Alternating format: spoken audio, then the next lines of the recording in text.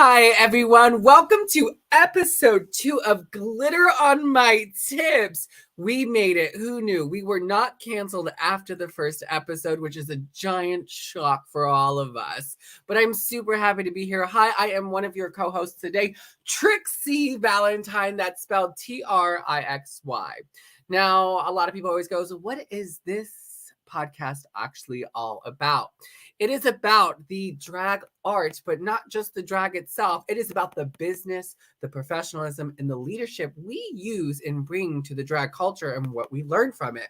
You can easily learn all of this when you go to Amazon and purchase your book, Tipping is a Must, as we go over the many different tips that we have in there, as I've written 100. Yes, I am the author. She is an author. But enough about me. You can go easily find me if you go to juicywithjake.com. I want to bring on a sensation person who always brings the looks. She is the beauty of the show. I'm the personality / also like educated one. Now, I do love her, and I say that with great feelings because she's not on here, but she's about to throw it back in 2 seconds. Give it up to one I love more than anything. I asked her to put her through the ringer on being on this podcast. Give it up for the one, the only Alanya Chest. Hey, girl. Ma'am, I am educated. I do not know what you're talking about. I am an educated woman. You are, but you are. You're an educated, you're beautiful. That's it. That's all we could say. I was gonna say, what else are you gonna say? I don't know what else you're gonna say. I mean, who knows? Who knows? How are you feeling today? Do you have any words of wisdom for all of our audience members out today? What are you feeling this week? Like, what are you giving? Because you have, I love it about every week you give something new for all of us to grasp on to. I have nothing. Dead air. We love it. I am on autopilot this week. We have Miss Gay Pennsylvania America coming up in less than 2 weeks. So my mind is literally stoning, which is where I should be. So yeah, we went with a little blonde brow, bold lip moment, and hopefully it doesn't look too weird. I'm super excited to be here with my slightly less pretty but still somewhat smart sister hosting the show. I mean, to be fair, we already knew it. You're here for the looks. Yeah. No, that's what it really is. I mean, I will say we're giving 2 different energies today. Like, I mean, I'm giving us like that 80s throwback a little bit. I'm loving it. I was inspired a little bit by our guest person we have on today, but we'll get into them in a second. So, but for you, you're kind of giving me that country college girl. Like, you look like you go to school in the middle of a cornfield, but then like just found out. It's the alternative. The alternative. Honey, you better work. You better slay up in there. I mean, you do look good. Does she not look good? There are comments. Is anyone commenting that you look good? Hello. I don't know. I can't see anything. Gorgeous. We got the one that said gorgeous. So one of us think you're gorgeous. We love it. I love it. No, so I'm super excited today. So for anyone who doesn't know, this is our second episode, but we have a lot of different things that are coming up today. Anyone who watched our last one understands we go over the professionalism, the leadership, but most importantly, the business side of drag. And we invited a very important person on who she picked the tip. So when we talk about just the tip today, I'm just putting it out there. She picked it. But let me introduce this fabulous guest. Are you excited, Alanya, for her? I am so excited. That's my drag auntie. So with this, I have a small bio. So with that, her name is Jade DeVere. That's DeVere with a big D and a big V. Nicknamed the Showstopper, Jade has been in the nightlife scene for about 15 years and lives to perform. As host of Inside the Drag Closet, shameless plug, we love that. Definitely go support Inside the Drag Closet. Both Alanya and I have been on it. It is insane. Jade makes it her goal to show people that drag is fun, exciting, and incredibly diverse. From comedy to drama, and she's giving you both tonight. You never know what you will get from this chameleon. So let's bring on the amazing Jade DeVere. And she's reading. Oh, I'm sorry. What? I love the vintage, the throwback of the what Renaissance is this? It's not modern. Well, if anybody knows about throwing it back, wait. Hey, girls, how are you doing? Good. We're so happy you're here. I know I gave you a nice intro. I mean, you wrote it, but I loved it. Let's tell the audience, tell everyone who's seeing us and us today, who you are, what you do. Tell us everything. So I am Jade DeVere. I am based out of southern, eastern, central-ish Pennsylvania. Did I'm watching. Right? I'm watching. I'm really putting on blush while I'm watching. I'm right outside of Harrisburg. I like to consider myself a Renaissance queen, hence what I'm wearing tonight. This is my Lady Viola outfit. I portray this character at the New Jersey Renaissance Fair. I am currently performing at the Pennsylvania Renaissance Fair as a completely different character named Squishy. I perform Shakespeare as nature intended in a giant pit of mud. Oh. It's very different. It's night and day. Is that like the definition of a swamp bottom? Basically, yeah. You know. Yeah, it's like a verse bottom, but really they're a bottom who didn't clean out. Full disclosure, it is the hardest gig I've ever had. Like, it is physically exhausting. It is mentally exhausting. And I'm performing Shakespeare. Like, I do come from a Shakespearean background, and performing in mud is not for the faint of heart. So my question for you, firstly, before we get into the business side, as someone who is obviously a makeup enthusiast, how does Lady Viola keep her makeup on? Honestly, I started off using a setting spray, but out in the sun doing a Renaissance fair, my Renaissance fair in New Jersey is in late May, early June. So I use Got to Be as a setting spray.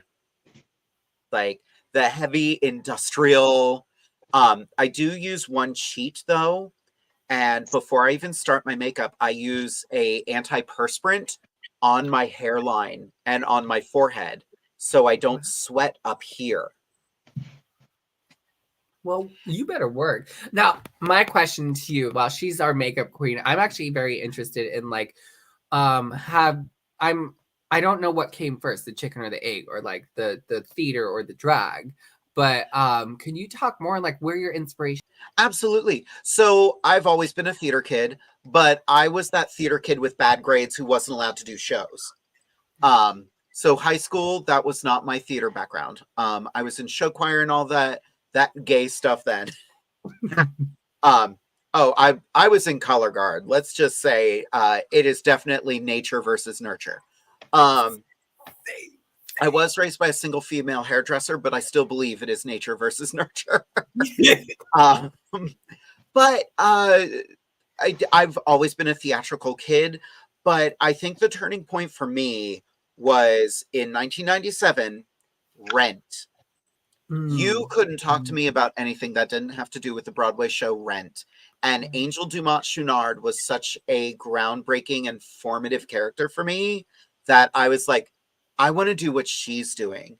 Right. And then I started finding out about Tu Wong Fu and Priscilla, Queen of the Desert, and my own, like my dream characters in theater started gravitating toward the drag characters or more female characters. Ironically, my dream roles now are Bertha from Pippin, the grandmother, and Frau Blucher from Young Frankenstein. Oh, I love that. If Andrea Martin has played the character, I want to play the character too. I'm screaming. Well, Jade, Alanya, go. I expect nothing less from Jade DeVere, to be completely honest. And Jade, I really do have to give you props because, you know, you do this so often. And I am so excited to see you on the other side of the table as a guest. I am so happy to be on the other side of the table because I can just sit back and go, somebody else do all the stuff. Yeah. Her. It's me, girl. She's over there.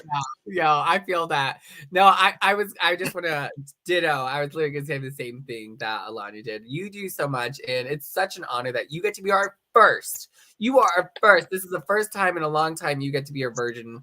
And I'm so happy that you are the first of guests on our show. And it was an easy pick for us. Like what you have done, the work you've done, you have such professionalism. There's so much lessons that when you speak, no matter where you are, like I've been to your shows, you always make sure there's a lesson that's taken away or that is given, not just the performances. And I have to admire that. Like I really do. I appreciate that. Like every once in a while, like when I meet some younger performers, every once in a while they'll hear, "Oh, Jade is such a bitch. She's so mean." I'm like, bitch is not the term I want associated with me ever. I don't like it. Even when someone's like, "Yes, bitch," I'm like, I don't like it. But it all comes from like, case in point, I was doing a show with some younger performers, super sweet, new performer. And it was at the Brownstone in Harrisburg.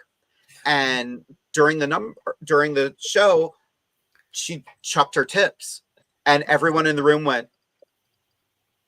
And she was like, afterwards, she came down and she was like, "They stopped tipping me after that. Did I do something wrong?" I was like, "This is an older crowd.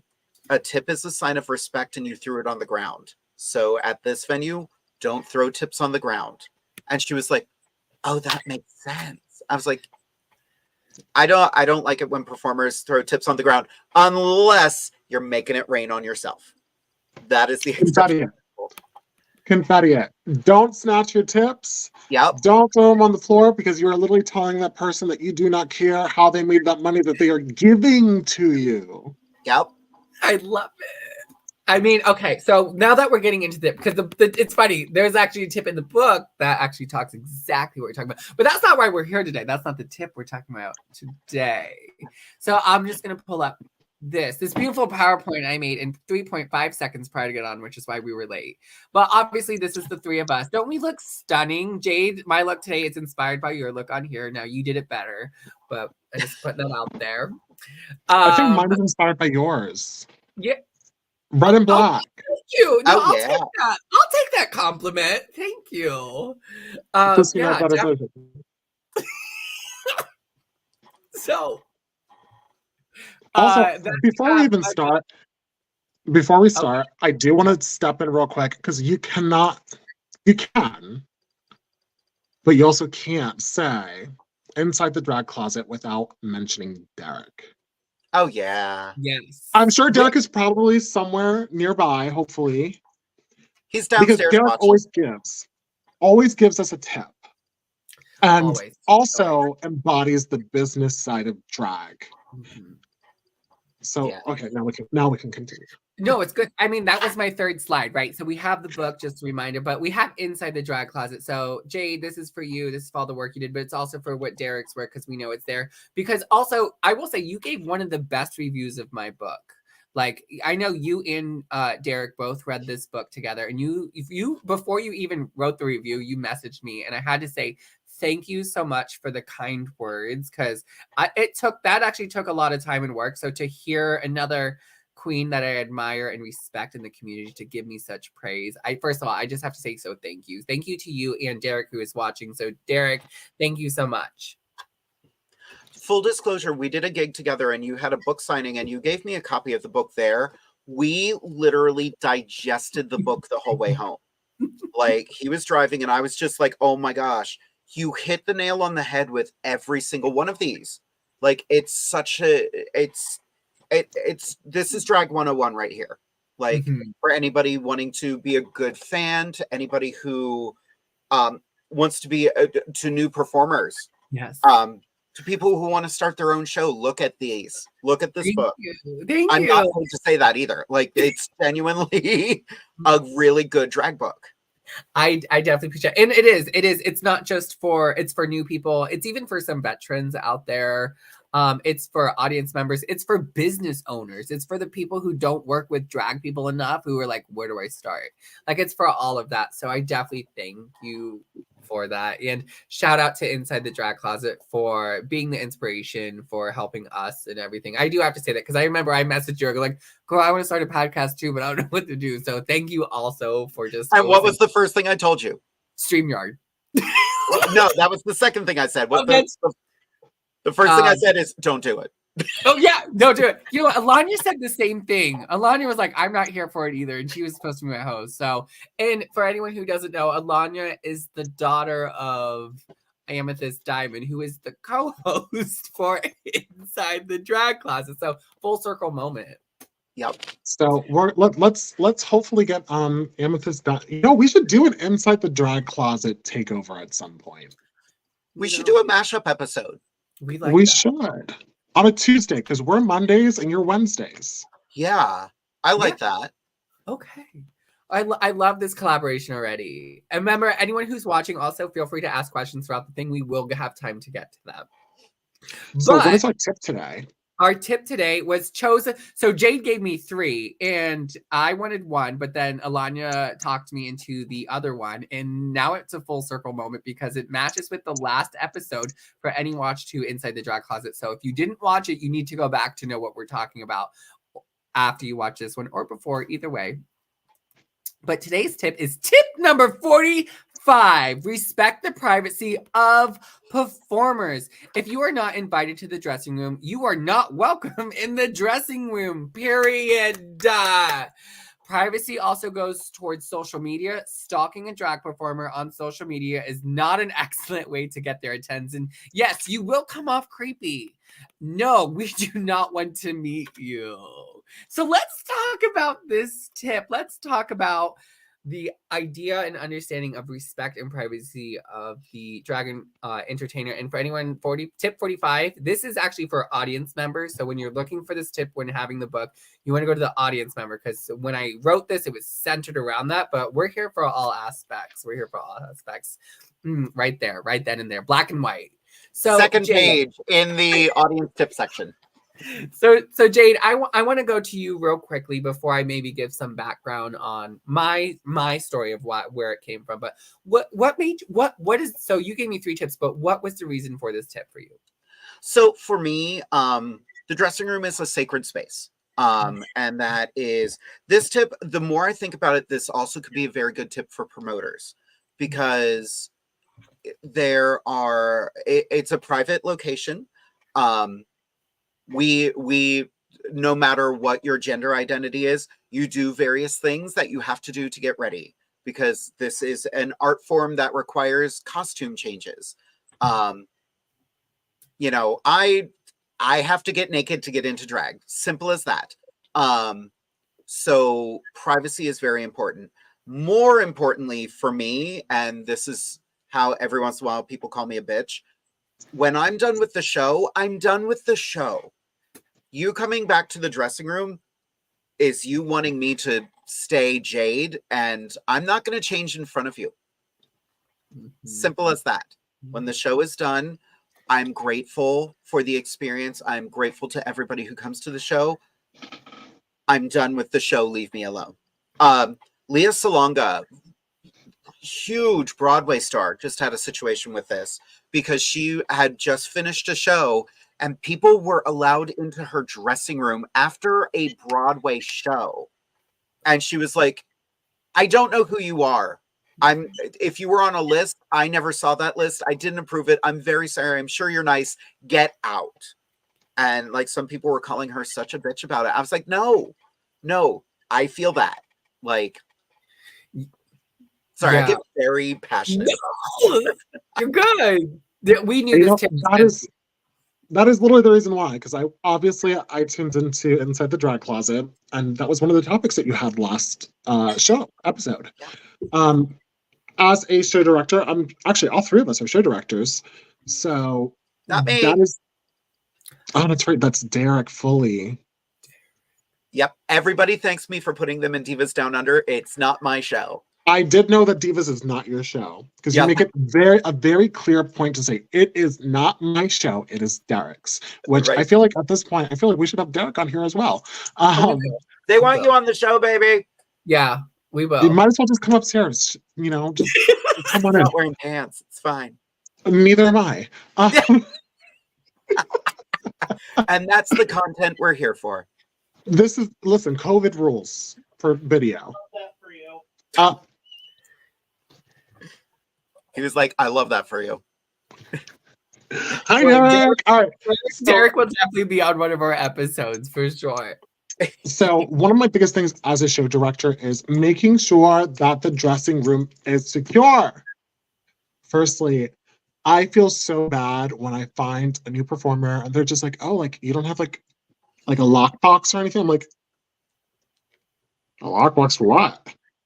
They're like, to keep your stuff safe. I'm like, you lock it in the dressing room. Nobody should be back there who's not already performing. And I'm finding that, firstly, that is my quiet, safe space to complain. Yeah. I'm not going to lie. That's my place to complain. Yep. Listen, we are all smiles. It is a job, and we take it very seriously. Think of it as the break room at work. If you're not going into the Walmart break room because you don't work at Walmart, you shouldn't be in the show trying to go backstage. Yeah. That's behind the scenes. That's an extra fee. Yeah. Depending on which behind the scenes. Well, and bringing that up as a show director, I recently did an event, and I don't want to name names, but our dressing room had huge windows everywhere that were not blocked off. And I was just like, not the show I want to give. Right. So just, we used to do a drag and burlesque show here in Harrisburg, and the venue didn't have a dressing room, but they had this not a spiral staircase, but a staircase that had a bunch of landings to it, and they had big doors. Well, Derek would go in and put like tablecloths over all the doors so nobody could see in. You know, I have literally had photos. Actually, Trixie, you were there for the basement, and we literally had photography backdrops. Yeah. Yep. To utilize just to secure a dressing room, because of course we're not always going to get a nice pretty dressing room. Sometimes we're in the kitchen, to be completely honest. Sometimes we're in the kitchen, sometimes we're in someone's basement. I've done a alley before. Same. Yeah. An alley that led to the front of the building. No. So we were just like, everyone who's coming in can see us changing. And that is why the dressing room is so sacred, because it's the one place that's ours. It's the one place that we feel safe, we feel comfortable. We don't have to put on the mask of, oh my gosh, I'm so happy to be here, and I'm so lovely, and I'm such a wonderful. We have bad days too. Yes. And sometimes we need a break, and sometimes we need to just step back. Guess what? Stuff happens on the floor during these shows all the time. And notice, we don't take it out in the middle of the show. No, we go backstage. Yep. Yes. You go into the walk-in cooler. Yeah, I have to agree with you, Alanya and Jade, because the backstage is not just sacred, it's safe. That's our safe space for us as performers, because we could have had that bad time with a performer or not a performer, like an audience member, and we just were like we walk back, and I don't know how many times we've like just immediately take our wig off, and we're just like, I'm not feeling it today, right? But like the audience thinks we're feeling it, and we have this other thing, but also like there's this other cultural understanding behind a dressing room where some of us like, no, this body is mine and I worship it differently. And like right now you're seeing all the costumes and pads that are on it. You don't get to see all that. Like you didn't sign up for it, baby. And like, you know, I know for me, I'm a different person out of drag than I'm in drag. So when I start undressing out of drag, you better start treating me like the way I'm dressing outside of drag. So I agree with both of you so much on the truth of like words, the sacredness of it, where the privacy and respect. Like I'll give a shout out to like Amanda, who just put like, you know, privacy is a true must when we are working. And for anyone that's looking to start their own shows, I don't know how many times I've had to ask, where's our dressing room? What do we have to do? Like, you tell me immediately, because anyone who's also being booked, if that's not a question you have in your like Rolodex of like, oh, you're booking me, great. Like, what's our dressing room like? Or like, where are we getting dressed? Especially, and I'll give it a shout out for this, Pride events. Pride events are like you do not know what dressing room. You could be in a tent. You could be in that alley. You could be in a room across the street. Like, you don't know where that's going to be, because Pride events can happen almost anywhere. In my experience, that's what I've noticed more than anything. I have a personal boundary with the dressing room. I hate being sweaty and I hate being hot. Backstage is sweaty, hot, don't touch me. Please give me space. I want to stand in front of the fan with my wig off and cool down. Because guess what? Even though you might have enjoyed my number, I might have been in my head the whole entire time. And that happens so often, where one little thing can ruin the mood for the whole night. And you still have to pretend you're okay. Everything's okay.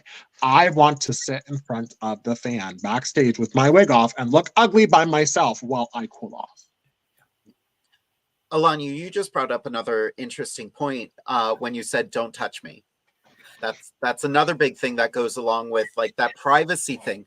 Like, I'm not a touchy-feely person. I've never been that person, and I felt like I offended someone this week, and I don't regret it, because they came to give me a hug, and I'm like, sorry, I'm not hugging. Because for anyone who doesn't know, I have surgery on Wednesday. I'm having sinus problems. But I'm not a touchy-feely person, and they came to give me a hug, and I'm like, I'm sorry, this is not the time. And that's where consent is so freaking sexy. Yes. Consent is sexy in that case. I hate it when people just go up and grab you, or I'm a person too. I'm not there for you to touch. Yeah. This is visual. Well, and backstage is that divide. And also during shows, like if you're reaching out and grabbing a performer's chest, you don't know if that is padding or real. So you shouldn't be touching people to begin with. The fact that we're performers does not give you a pass. At all. We're not an object. Yeah. It seems people have gotten this disconnect and have dehumanized performers because, you know, we're out in the public eye. That means we're accessible. No. That means we're performing. That doesn't mean touchy-feely. Like, personally, I am not a sex worker. So even if I was, where's the money? And this is where like that respect part of the role comes in, because I definitely want us to get into that other part of this role, which is that social media part, that stalking part there, which kind of goes hand in hand with what we're talking about. Yes, we're talking very heavy line consent, but this idea of respect. So, and my question I want to now ask and bring up for you, Jade, is for social media and like our fans, and we love our fans. I'm not gonna say we don't. Like, our fans are very important to us. We love them. So shout out to everyone that's in there. So Sam, Amanda, Ryan, now who's in here, I see you all. But one of the things that I want to bring up for you, and definitely share stories if you feel comfortable. You know, I'm a big believer, what's said here stays here, what's learned here leaves here, but we are being recorded. So keep that in mind. When did that start? I know what so sorry. But when it comes to that privacy aspect or that respect aspect, much further than the dressing room handle, or how do you manage this level of like, you're an all-star baby? Because we all are on here. We get those stories. You are an icon, but like, we all know we get those DMs. We get those people who were like, we sit there and go, is this person for real? Like, how do you manage when we get those crazy, creepy people coming up in here and we're just like, girl, come on. I did not need this today. So yeah. I always think to myself, you know, everybody's got their things that turn them on. If they can find something arousing in Jade DeVere, good for you. Because that's not my goal. That's not what I'm going for. I don't do sexy. I don't try to do sexy. I have sexier numbers that I have done, but that's not my goal. And it's usually the same thing. Bing, instant message. You're beautiful. Uh-huh. Next response. You need a man to treat you well. Thank you, I'm married. It says so right on my Facebook page. Also, Facebook is not a dating app. Then usually dick pic. And I always respond with the biggest, blackest dick pic I can find. Work. Sometimes that's not a deterrent. And I'm like, well, cute. So one of the biggest issues I have with this boundary of, the DMs is, if you're a business and you're trying to book me, please don't start off with your pretty, because that's automatically going to spam. It's going to junk. I'm not opening it. Yep. I'm not opening it because half the time it's in order to reveal this picture, please accept. I'm not accepting it. I'm not opening it. Email me to ask for a show. Please do not start with your pretty. Please do not start with hey sexy. Be a professional about it. It is a job. It is a business. Be professional. Otherwise, it's going to stay in spam. Yeah. Because the amount of times that we'll do a show, especially I'm sorry, I don't know if this is specific to college towns or not, but especially in college towns, after the show is over, you have the influx of down low men or chasers in your inbox immediately after the show. Immediately after. Like, I'm here, like, mopping off the sweat off of my body, and you think that I want to be told how hot I am? It's hot. I know that it's hot. I know I'm sweating. That's not sexy. I'm sorry, that's not sexy. It goes into the. I was having this conversation with someone earlier, and I don't remember the premise of it, but everybody has that thing that makes them tick. There are people into cake farts. I don't get it. I don't understand. I'm not going to yuck someone else's yum. I am going to be a little judgy about it, though. Yeah, it's a waste of cake. It is a waste of. Well, sometimes unless you anyway. eat it. Unless you eat it. Yum. But oh, I never want cake again. As the sex educator on this call, I have to say I approve these two messages of don't yuck someone's yum, but also eat it if you're going to do it. So with that, I think, Jade, for the question to continue is like, what is the strategy of yours? What is something you think of or that you do to help like mitigate some of the things that you might get in a DM or in Messenger or even in person? We know we get some of these people are bold. Like I get a lot in there. Yeah, I used to toy with them if it was on Facebook. And one of the fun things about my Jade profile, that's my work profile. Derek has access to it too. So anyone who tries to hit on her, there's a good chance he's going to see it first. So great job. We're in a very happy marriage. We are not looking for extracurriculars. And if for some reason that would change, Jade doesn't have genitalia. Sorry, I'm built like a Barbie. It's just a blob. It's just like a nude blob. Yeah. That's been my rule since day one. Jade does not have genitals, so sorry about it. Because Jade is fiction. Like Jade is, and I guess this is where it all ties together. Jade is fantasy. Jade is not real. And some people love that fantasy aspect of it. But sorry, this is my job. This is work. I left my 9-to-5 job in December, and this and Ren Ferris have been my job all year, and it's been a fantastic year. Now I have medical bills to pay. Yay. But this is work for me, and it's a job I take very, very seriously. I'm not I am a gay man. Like, being treated feminine isn't my thing. Being feminine is work. I'm not that my gender identity. Like I like male things. Like all these pretty dresses and my wings. Because clothes don't have a gender if you stop being a bitch about it. But yeah, like I'm a guy. This is my job. It's a very fun job. I take it very seriously, but anyone who thinks they're going to be like, I'm going to be the one to get Jade DeVere, you're wrong. Yeah. Derek and Someone already won. Exactly. And it's funny because for a while, people would ask Derek, like, what's it like being married to Jade DeVere? And he'd be like, I'm not. I'm married to the performer behind Jade DeVere. Jade is our roommate who has my credit card number and buys stuff. Yes! I love that so much. I'm totally into it. Jade, thank you. Alanya might be irresponsible, but David's not.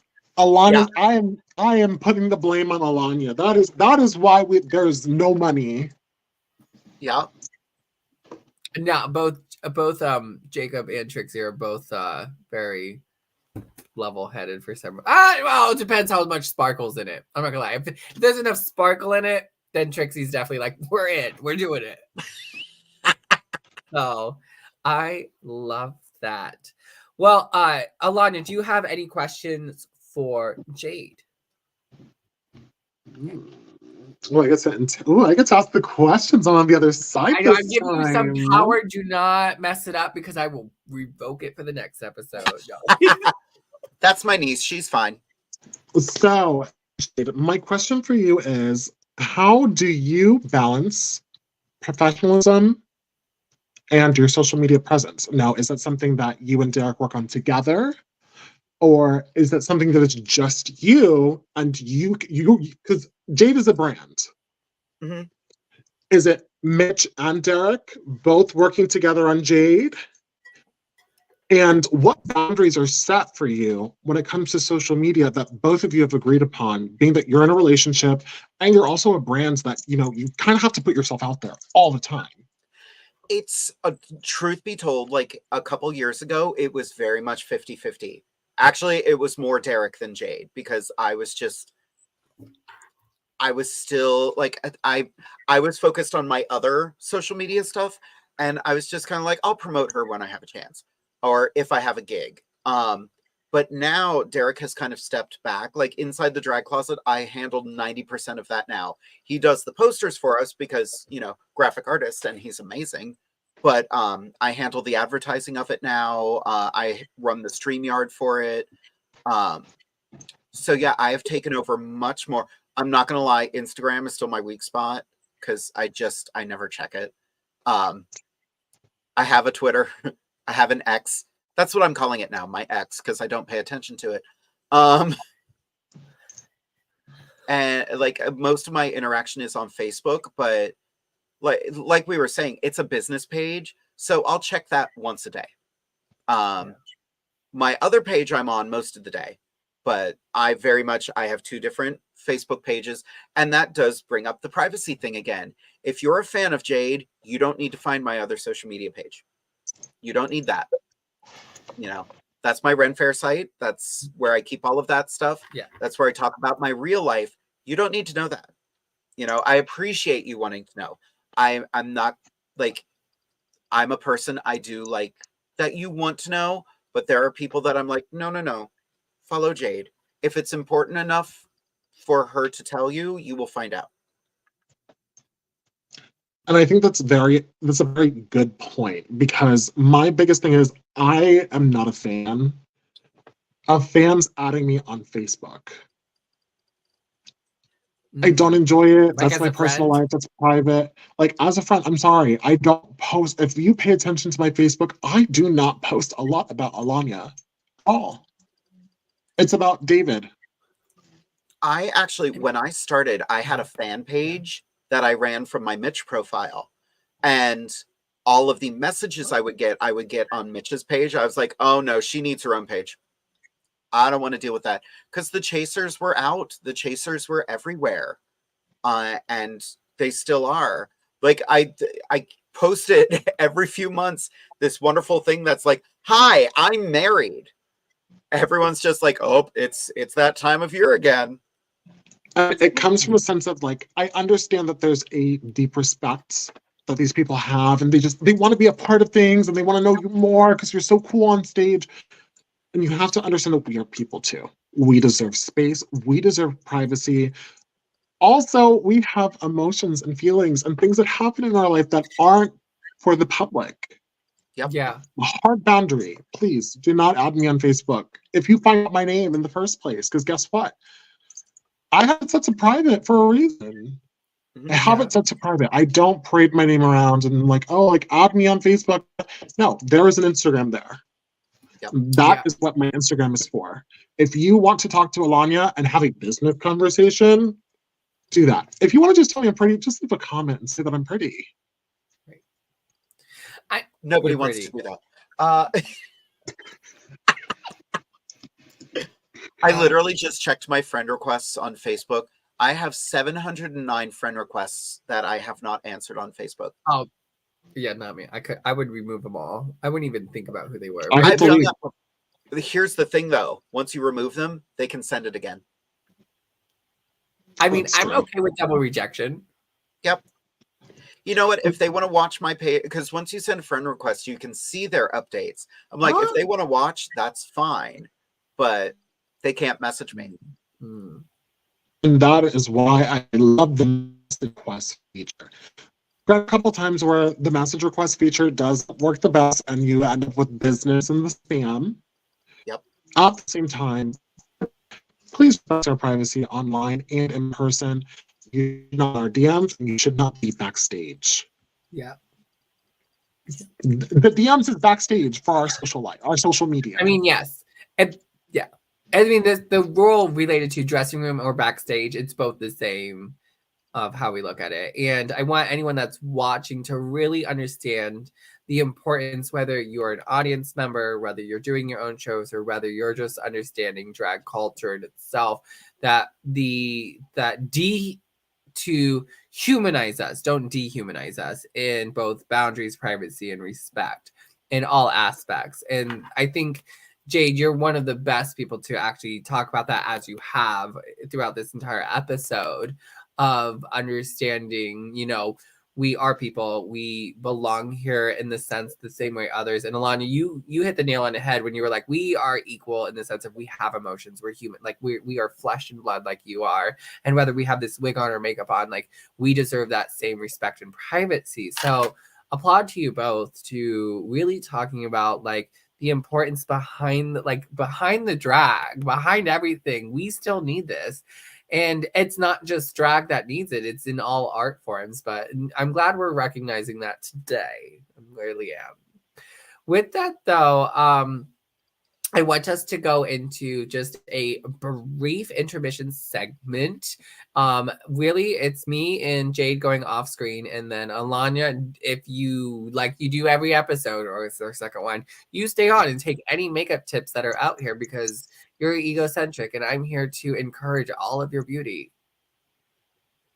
So with that, we audience members, we're going to announce our sponsor for today. And as you know, our sponsor for today is the one and only Mix Kelly Queer Education, queer inclusive sex educator. You can go to Juicy with Jake to find more of the work. Follow Alanya Chess, Trixie Valentine. I forgot to put Jade in there. Please follow Jade. Put Jade DeVere. Follow Inside the Drag Closet and go. But we are going to take a 2 to 5 minute break, and we'll be right back. Alanya, you get to stay here for questions. Do you need a break, girl? Oh, yeah. You always say the same answer. So, all right.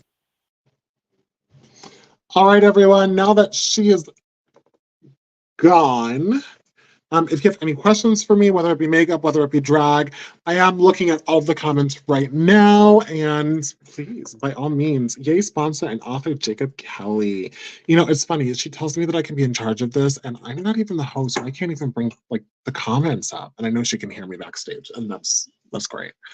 So of my, I'll wait. Am I gonna wait? No, we're not gonna wait. We're not gonna wait. So, drop your questions in, and I will state, if you are someone who really feels bad about this, maybe you've gone backstage and you didn't know that it was a big no-no. There's etiquette for backstage and being a performer. All of our performers know what the etiquette is backstage. You clean up after yourself. You leave the space in a better condition than you found it. We are here to be professional. We are here to be clean. We want to make sure that our venues are appreciative of us and know that when we say professional, we mean we come, we do what we're supposed to, we clean up after ourselves, and it will be like we were never there. Like we were never there afterwards. So when it comes to etiquette, knock on the door. You can ask the host if it's okay to give them something to take backstage. Do not go backstage. I don't care if you're bringing drinks. I don't care if you're bringing food. I don't care what it is. Please ask the host. I love that. You know, every time I walk away, you are like, I just want to write this down, but you'll just text it to me later the next time you show me and book me and tell me I'm ugly. I don't tell you you're ugly. I'm sorry. Anyone that's watching, Alanya is not a bully. She's one of the most supportive humans out there. We just rag on each other. If you actually knew, for anyone out there, Alanya and I will call each other at the biggest support to be like, girl, I love you. Like, you better tell me what's going on right now, because at a real moment, as not Trixie but Jacob, I will actually both, but as Jacob, that's why I call you. I don't call you as Trixie hardly ever. I'm calling you as Jacob, going, hey girl, like, I saw you. Are you okay? Like, tell me if you're not okay. I will come help you. So I will twice. I mean, yeah. I mean, I have a number. I was just like.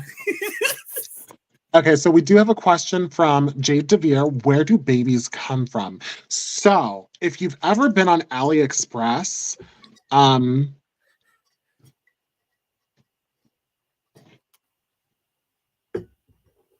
AliExpress, we love it. And yeah.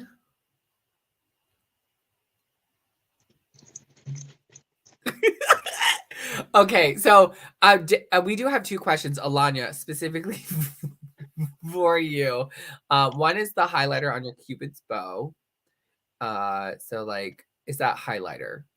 So there is white liner above my Cupid's bow, but the reason why my lips are shiny is because the Maybelline lip vinyl. Super cute. Just got this today. It is transfer proof too, which is nice. Awesome. And it makes it look like it's like wet always, even when it's dry. I love that. And then I want to highlight this comment.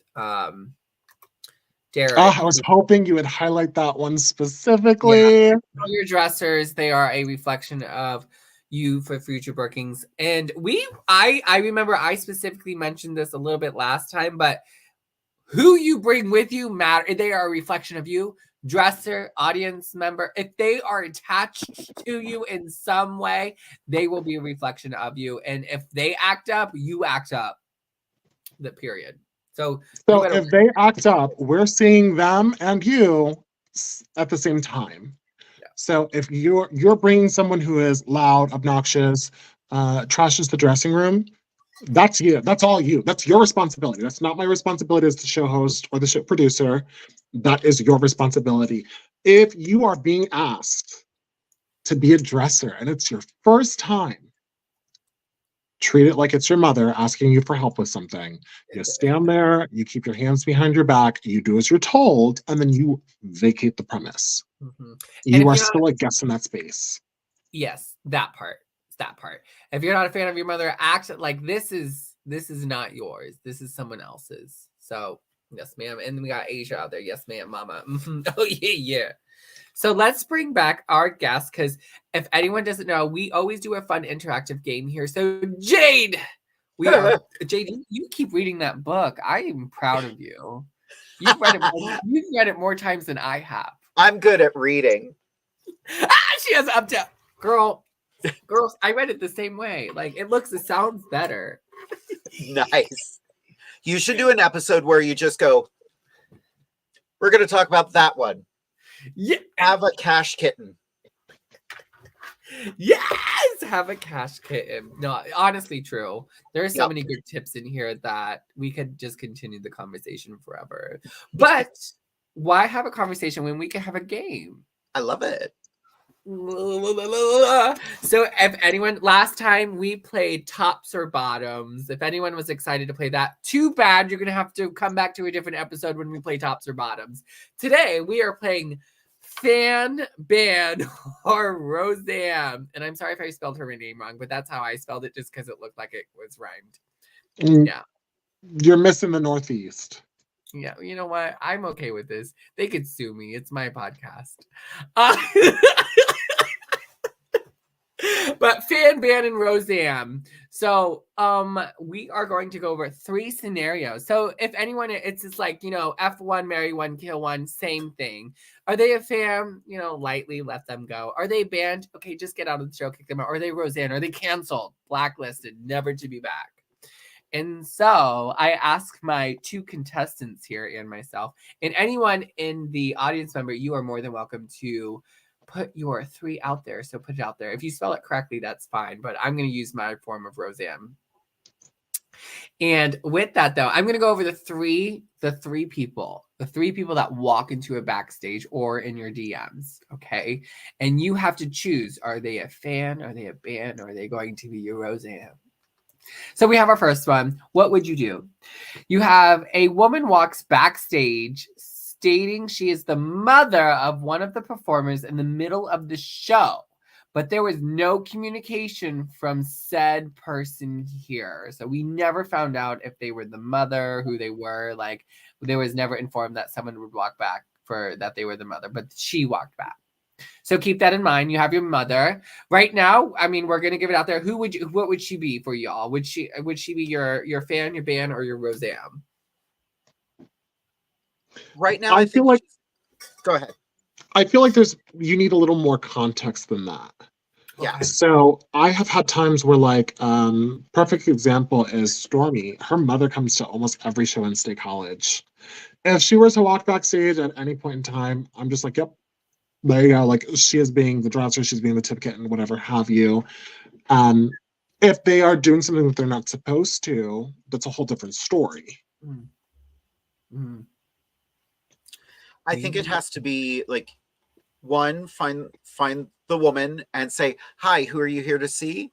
And if she says government name rather than drag name, that's a bit of a red flag. Just, can you wait outside? I'm going to find whoever you're looking for. Yeah. And if that person says they can't come in, they can't come in. I think for me right now, I'm pushing it between fan or ban, because I've had this incident come up where I'm just like, ooh, no one, like, I know all the performers back here and I know who their mothers are, and you're not one of them. So automatically, if that's the situation, it's a ban. But if I didn't know them, like Alania's, like, I just met Stormy's mom. Like, if I didn't know her right away, I'd be like, let me go talk to a few. I wouldn't keep them in the dressing room. You should never keep strangers we don't know in the dressing room.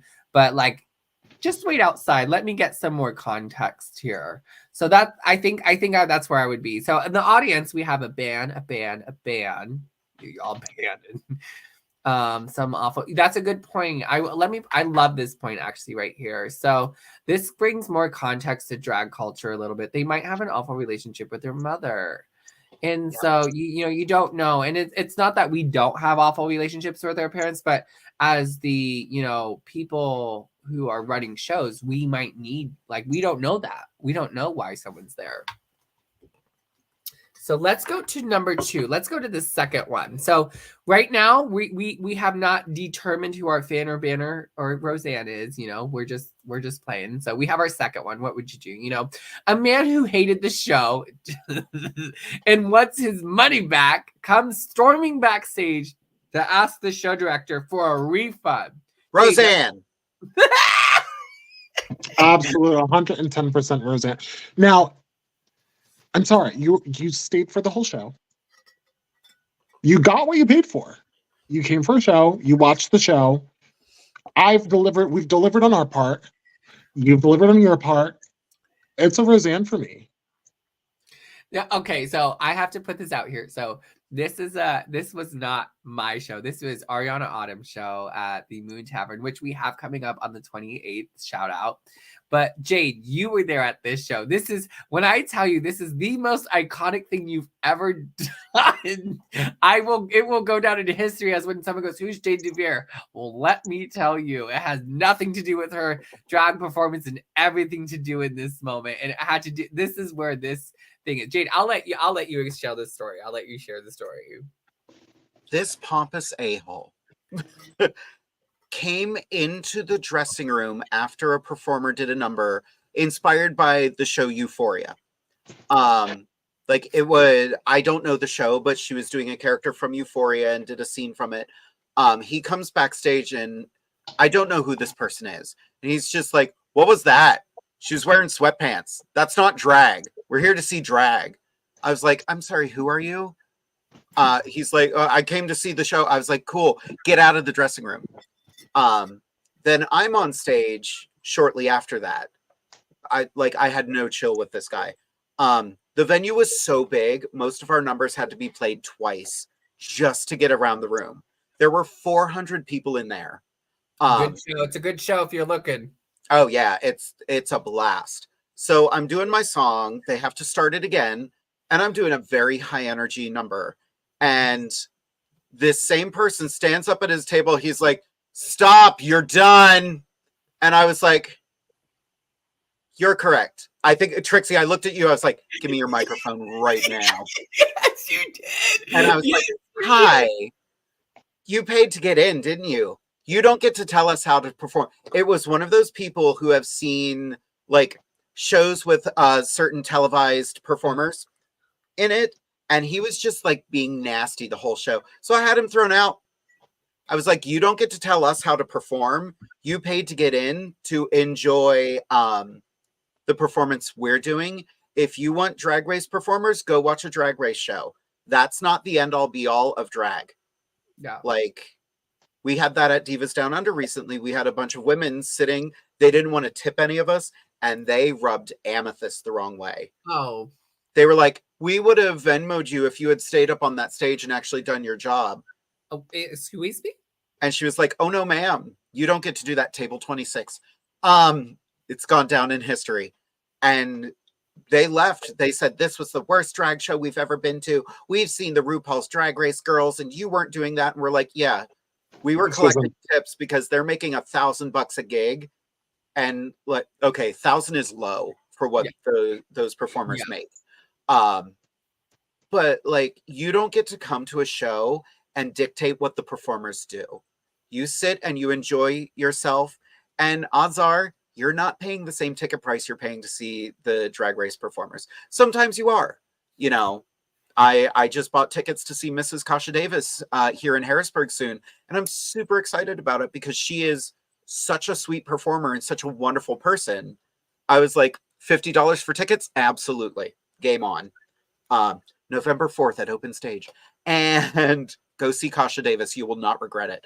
But like, Derek even said, fucking table 26. Yeah, if you're coming to a show, you don't go backstage. You don't tell the performers what they're doing. If you don't like it, leave. Yeah. But you already paid to get in, so don't expect a refund. Oh, so that was the mind-blowing part. You don't get a refund. I will say I'm very thankful for that show because we did have a bouncer who monitored our backstage. So shout out to Rob, who definitely made sure that we had someone on the spot to be like, ooh, gots to go. So in real life, this person was banned, canceled, never came back, never will. Yep. But for this scenario, that's where it stemmed from. So thank you. So with that, that's our second. So have we figured out? So I will ask in this scenario for Alanya and Jade, did you, between the two that you know now, is one more of a fan, a band, or a Roseanne? Like, where are you putting these two currently? This one's a Roseanne for me. Yep, same. Okay. So then we're going to the finale, and for the people in the audience, I see that you're putting out there. A lot of you did put Roseanne immediately. You know, good riddance. I'm not the enunciation's not from. I'm sorry. You need to highlight Derek's comment because literally I sing this. I sing it at my show. Already got your money. And if you don't like it, you can go home. I can't even read. Gotcha, pretty. Yeah. I write a book. I don't read a book. So with that though, no, definitely let's go to the third one. So at the end, we have to pick one that's a fan, one that's a band, and one that's a Roseanne. So keep that in mind. F, marry, Carol, but except we're not marrying or killing any of them. Effing them, that's a different story. So, a person who has been following your social media account sends gifts, and starts calling the venue to talk to you if you received the gifts. They do this 2 or 3 times. You have never met this person face to face and have no connections. So I'm going to give some backstory, or would you like to decide if you want this person before I give some backstory? I feel like I need backstory. Jade? Okay. For me, this is actually just a ban. Oh, word. Yeah. So with this, we had someone on our social media who followed us. Like when I say followed us, they followed me, Harpy Daniels, my drag sister and twin, and Tequila Daniels, my drag mother. And they followed us for quite some time on social media. And all of a sudden they started sending gifts to shows. And we got confused at first because we were like, how did someone get the address? And they're like, oh, you send the address out to the show. Then at shows, we got phone calls from the person who sent the gifts in the hour that we were backstage. So we're like, who is this person that's calling us? Like, how do they know we're here? So it got to the point we had to stop putting our address onto posters and just start putting like the event, because we had to tell people like, if you need the address, message us like individually, because this person got to the point where it was a stalker moment for the 3 of us, where we just got these random gifts, and then all of a sudden, like, we were afraid he was just going to show up out of nowhere. And I was like, that's not going to happen. This isn't for me. Like, as much as we love a good fan, this, like, we were getting dresses, we were getting money, we were getting then he started putting our real names into the thing though, and I was like, I don't have my real name on any of the things that I do. So I know a lot of you are like, oh, a sugar daddy. It was good until he started, we got the bar. I'll never forget when the bartender comes in and goes, there's a person on the phone that wants to talk to you. It got so weird. It got very sexual in the worst creepy way in the possible, that I was like, yeah, and I'm done. Like, I hope someone sends this dress back, because it's not even my size. So I feel like in order, this one. Out of the 3, I feel like the first one would, in retrospect, the first one would be a fan, the second one would be a ban, and the third one would be a Roseanne. Mm-hmm. She hit the nail on the head. Yeah. Okay. I mean, same. That's how. Now, if someone's sending you things that you don't want, and it's a quality at the forwarding address. Also that. I mean, that's true. Does anyone in the audience, you had your top 3 people. Do you agree with Alanya, Jade, and myself on it being the fan is the mom, the band is that rude person that needed a refund, or the third one is the Roseanne, they're canceled, don't contact us? I did have a situation very similar to that last one, but it turned out to be very innocuous. Mm-hmm. And one of my old jobs actually crossed the line when they gave out my phone number. Gave my phone number to a guest. And this person called me. They called me to invite me to their holiday party. Like, it was super sweet. It was super nice. I called the place I was working. I was like, that was very nice. Don't ever give my phone number out again. And they were like, but they said they knew you. I was like, they don't. They know the character I played. Yeah. So, if they knew you, they would already have your number. Exactly. And it was someone who just didn't understand the problem. This was also someone that didn't want their own name handed to the guests when they were serving tables. So that's the thing. I'm like, okay, you can hand out my personal phone number, but you don't want the customer service job that you're doing. You don't want them to know who you are. Okay, cool. That's a thing.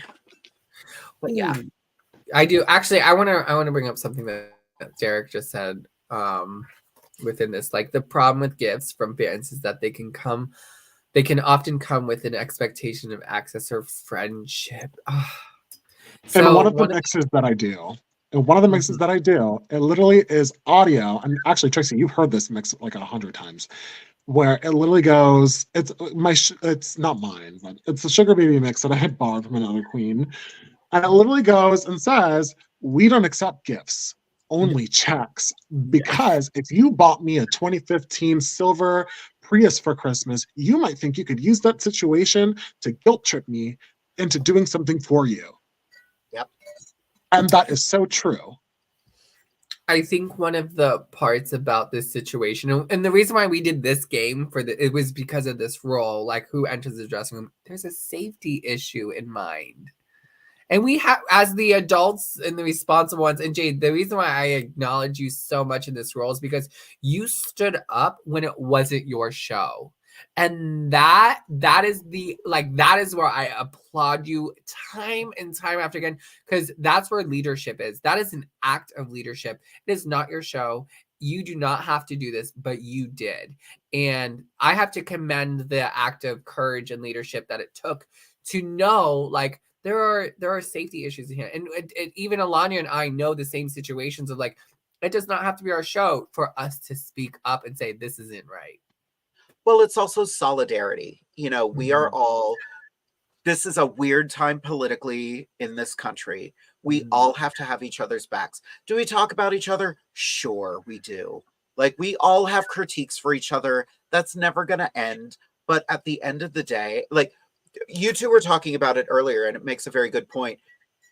Derek and I go through the same thing. We talk about each other, and people would think we hate each other, but we love each other so much, and we understand each other's language. You know, Amethyst and I, the things we say to each other.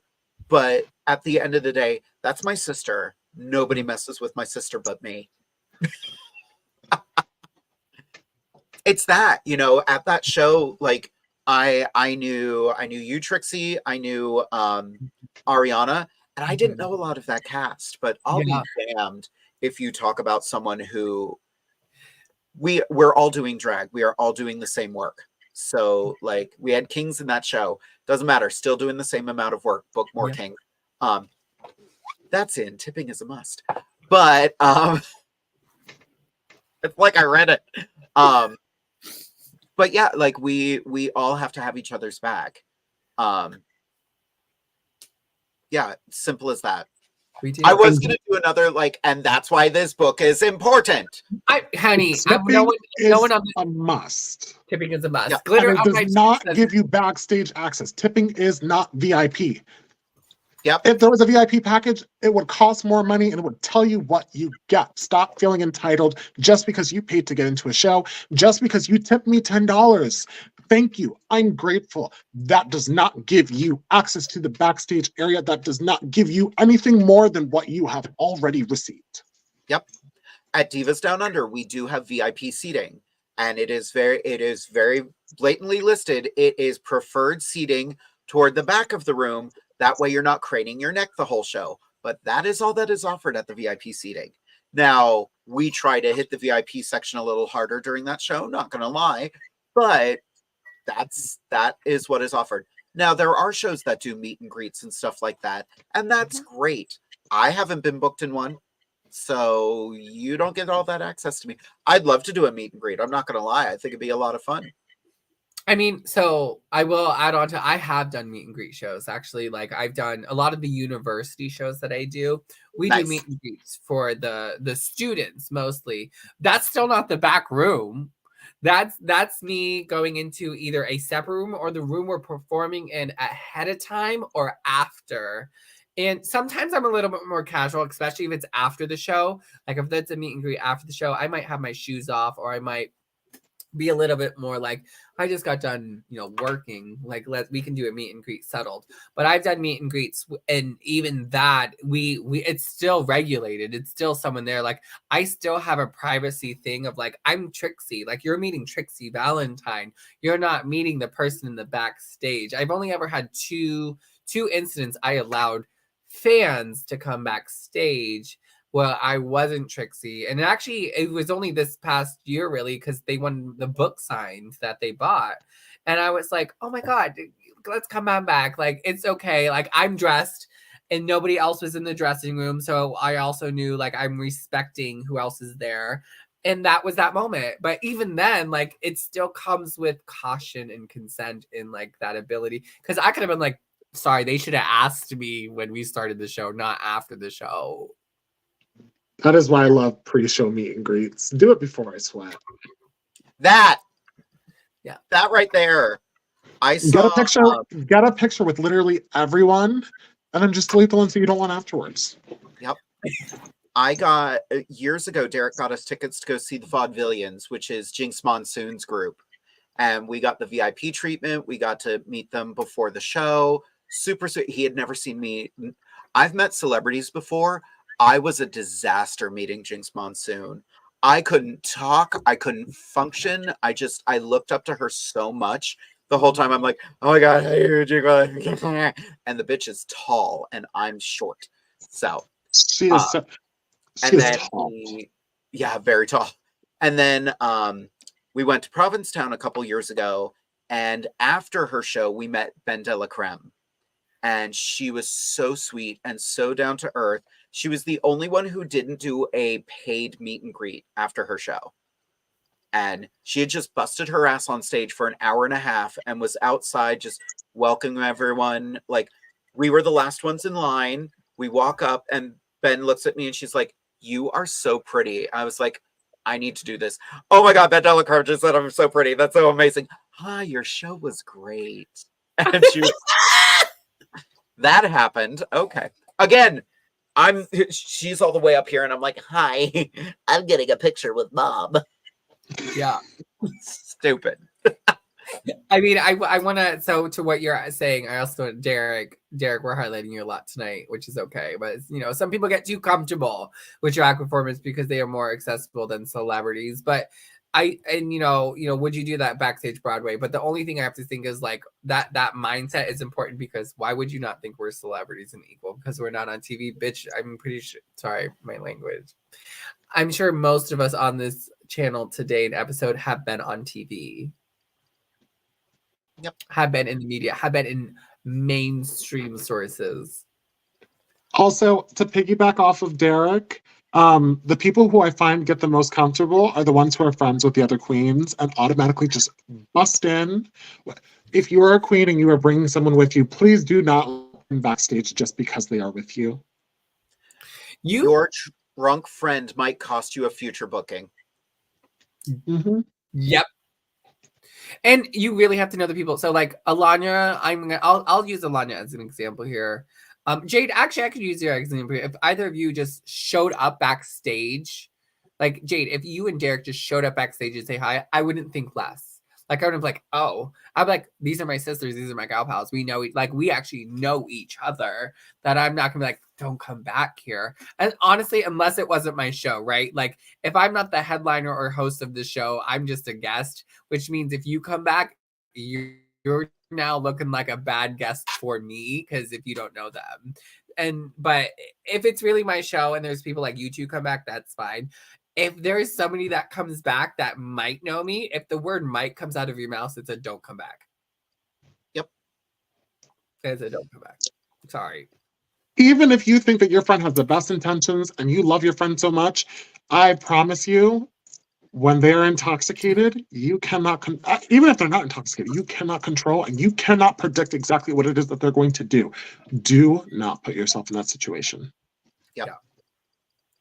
Typically, and Derek and I are both kind of the same mindset. If we do go, we're going to say hi, and odds are we're going to end up zipping somebody up or helping out in some way, but we're not going to overstep that welcome. And usually we're so busy, we're like, hi, we popped in to say hi. We're going to bed now. Bye. Yeah. I want to give our audience, so we've had a lot of audience members come in and out, and I'm so happy people are still with us. But does anyone have any questions who's listening? I appreciate everyone who engaged in both the beginning conversation of tip number 45 of tipping is a must. And I also appreciate anyone that played Fan Ban or Roseanne. The next show I booked, and someone better do this game with me on stage, because I'm here for it.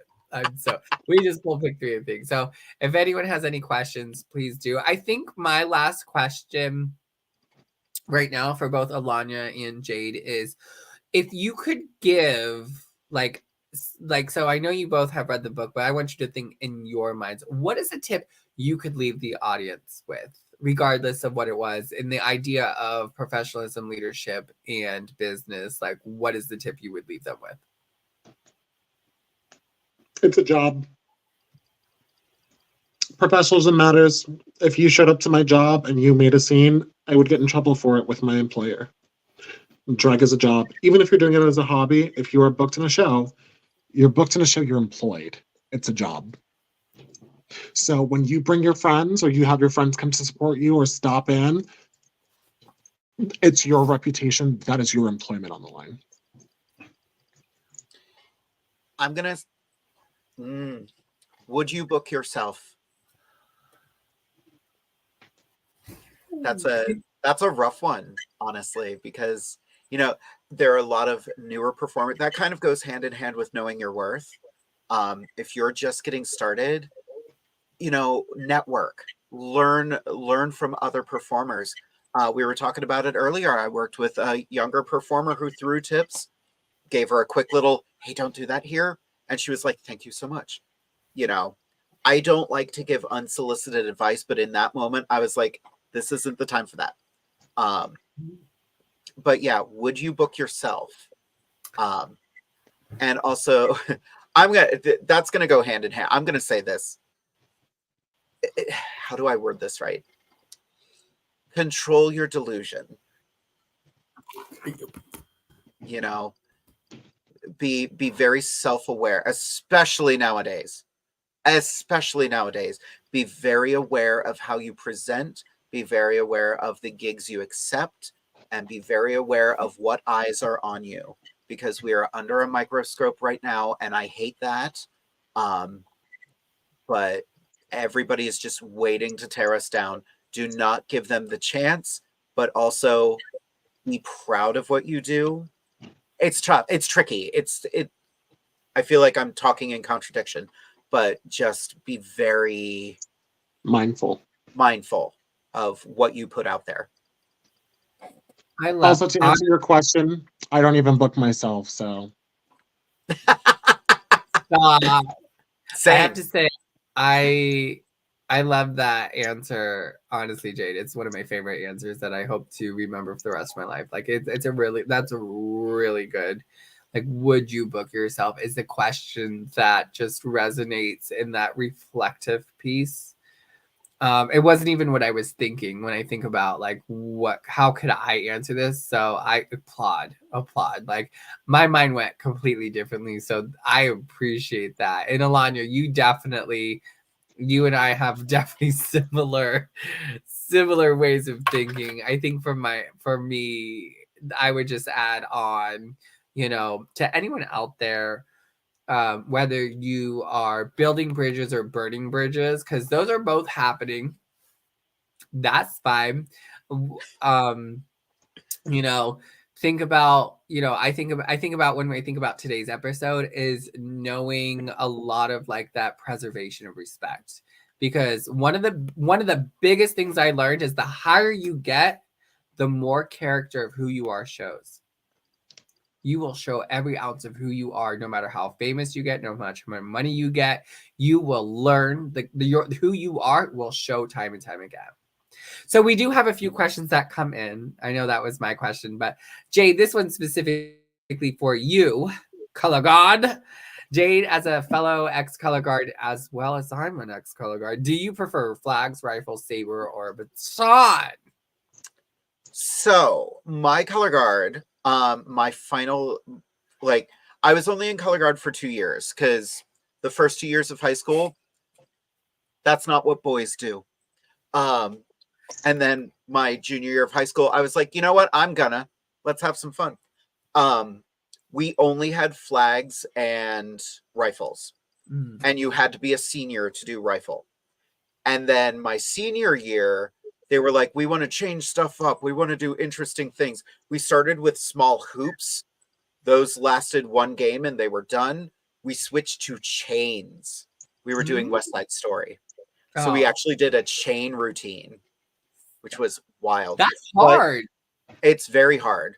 What's funny about it, though? I went from from color guard to stage combat. So I'm certified with the Society of American Fight Directors, and I got an award of excellence for quarterstaff because of my color guard background. You better Granted, work. that was 20 years ago, and I really need to recertify. But yeah, I would say flag. I love that. And chain flag is so hard. So props to you, Drew. That question, just for everyone to know, came from the iconic Kitty DeVille. That question did come from Kitty DeVille. And I'm so happy.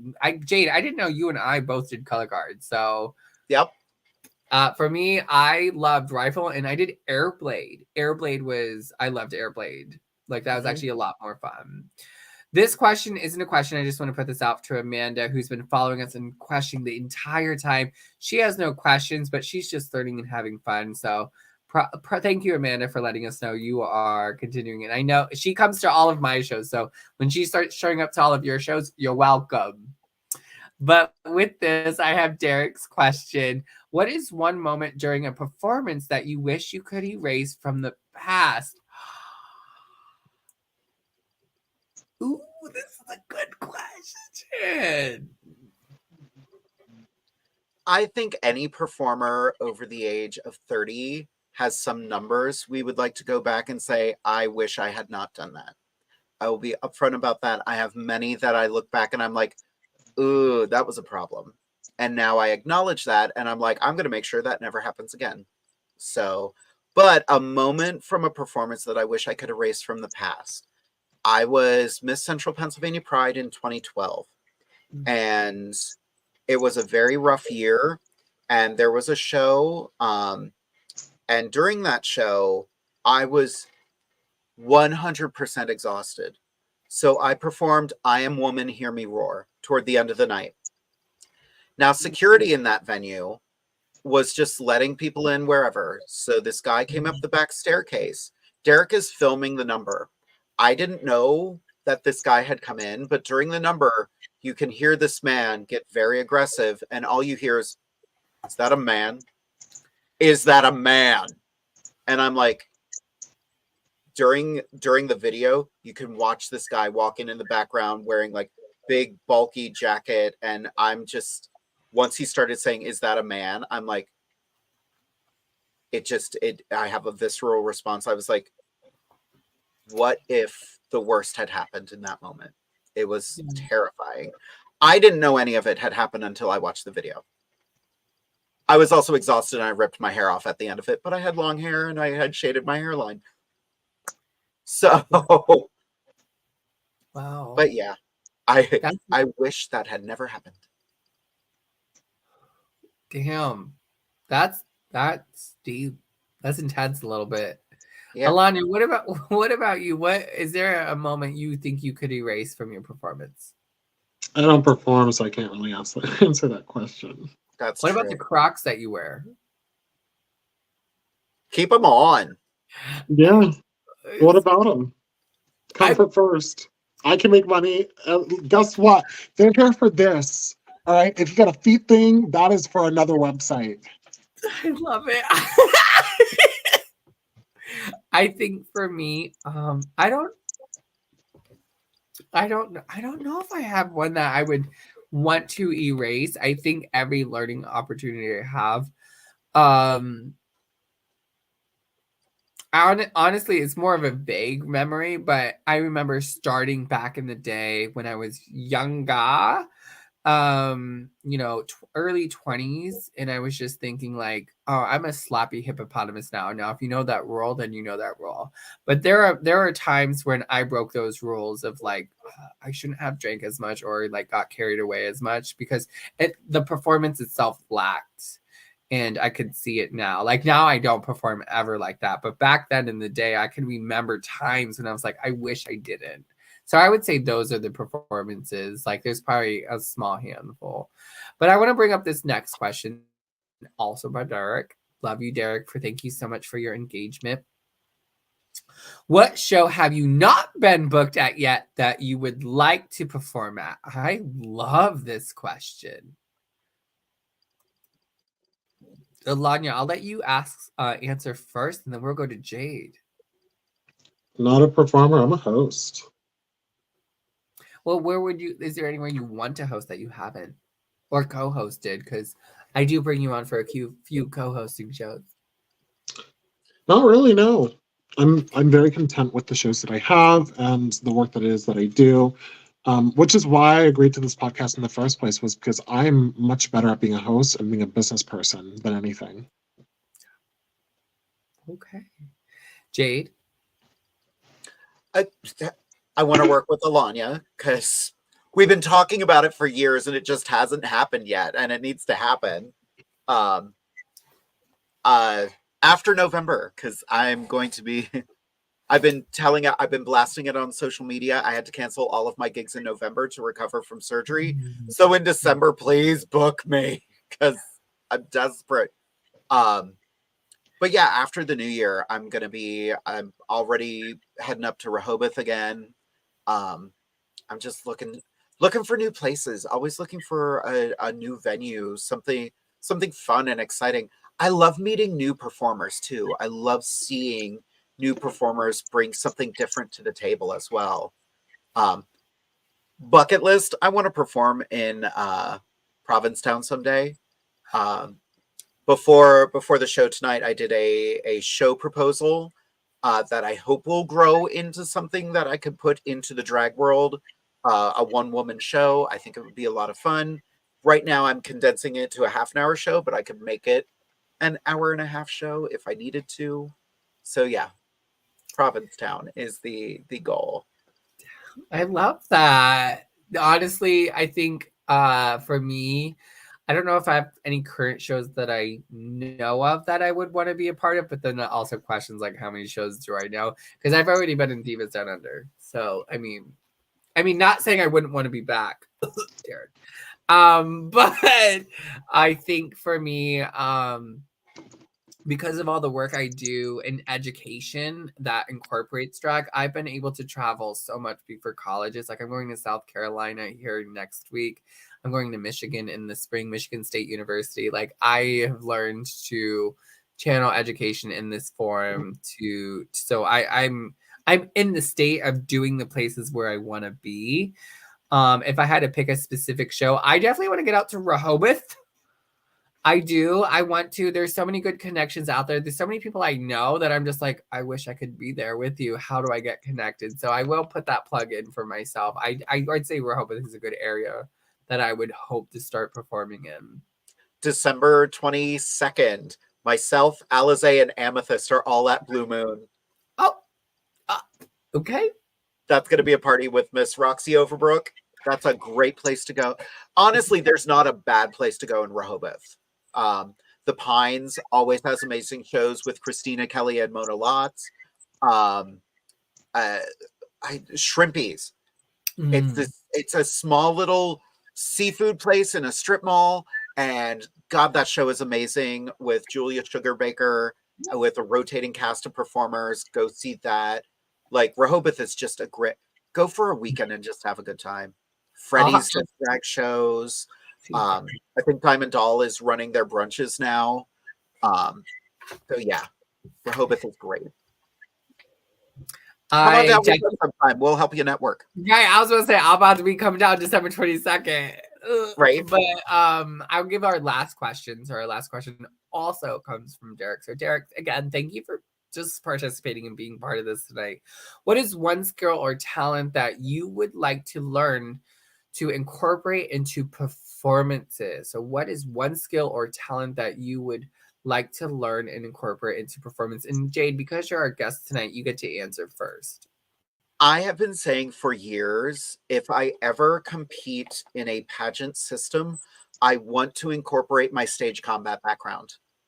I want to be in full drag doing a sword fight. I got part of that in New Jersey this year. I was in my full Lady Viola gown doing a quarterstaff fight against two people. But I want to incorporate that element of nightlife drag to it and pageant drag. Granted, I don't want to compete for anything, so that kind of shoots that in the foot.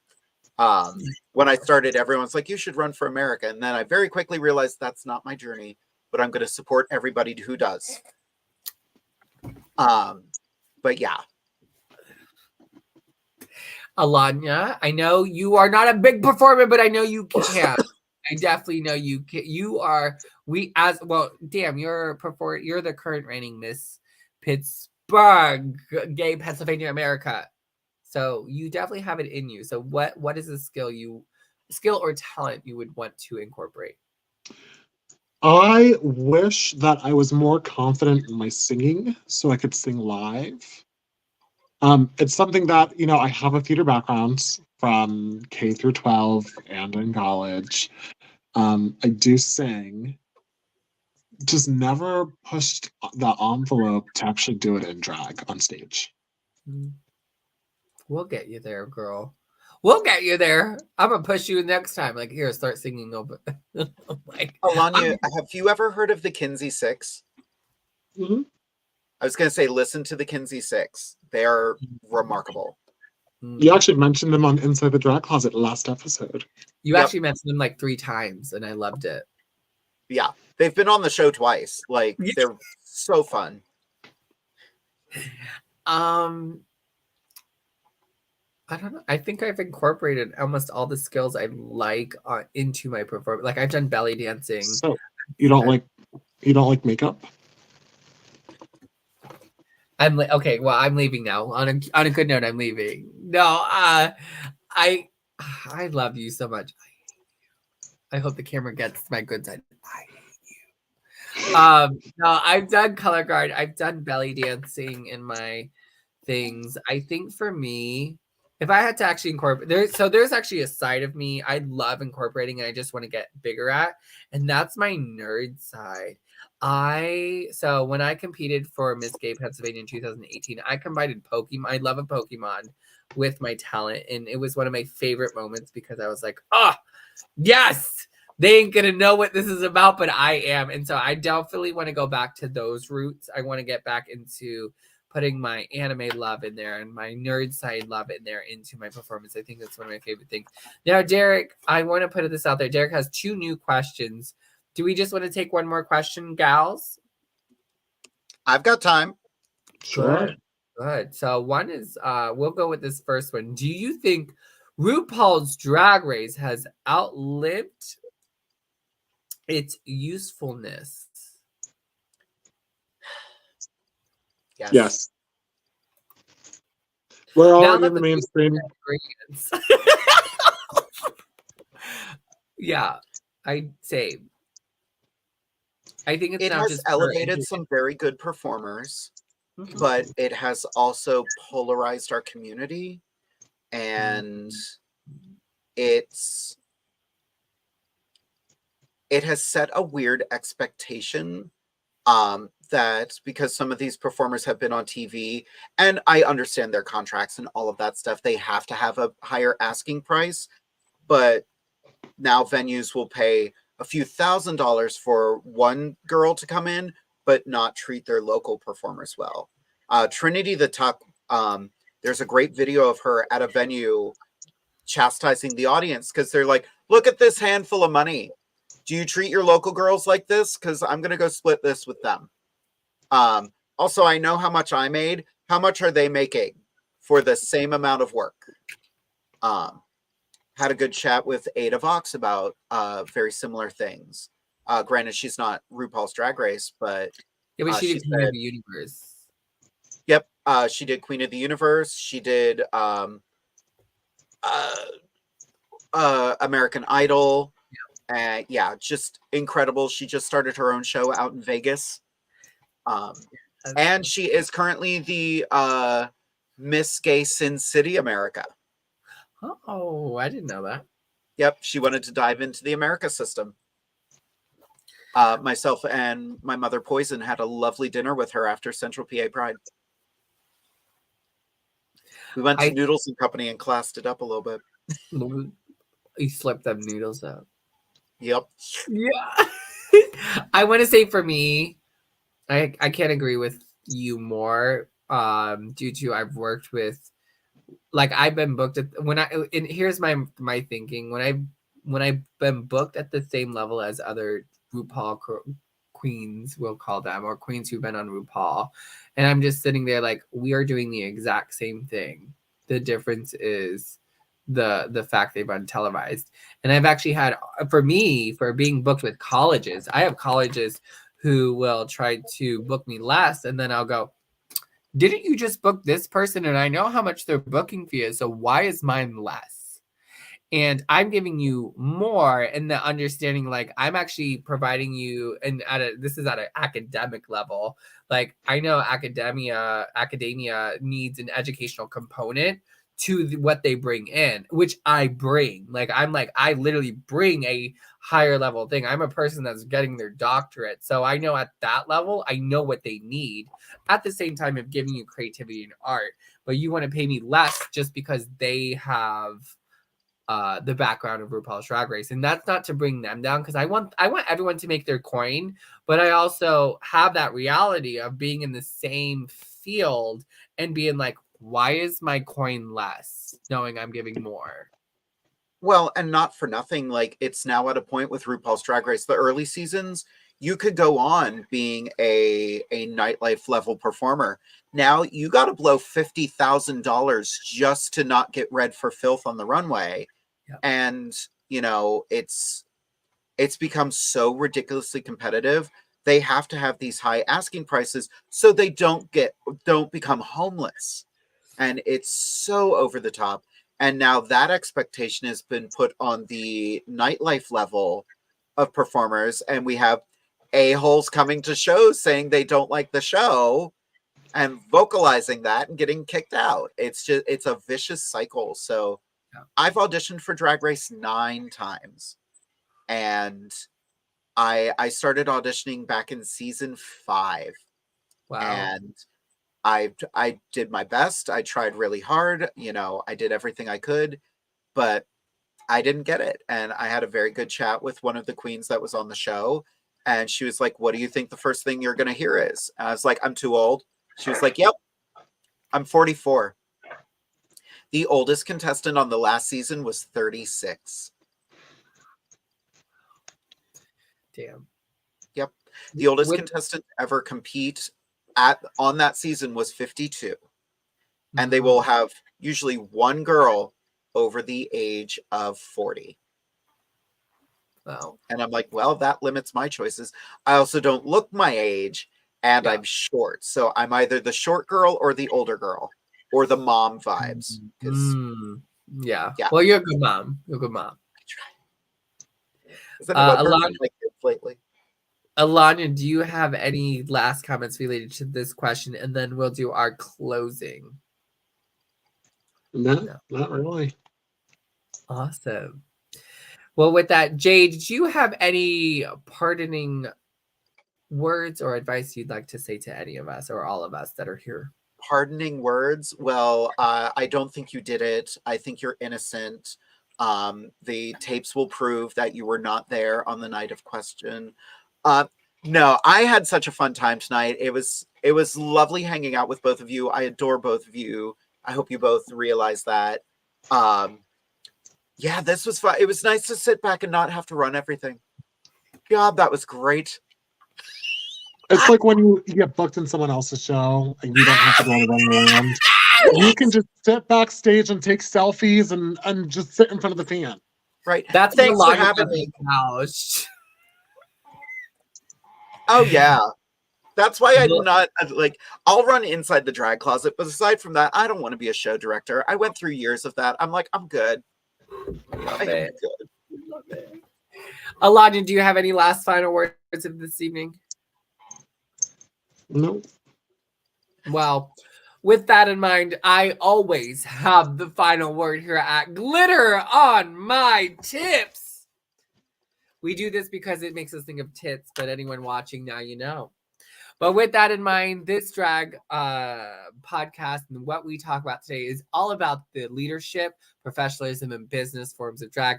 Or you can just go to Amazon and go to Tipping is a Must book. Mwah, a classic, an icon. You've heard it for 3 people today. 2 of us holding it up. Alana, for you, not holding it up. You're missing it. It's literally in my nightstand like a Bible in a hotel.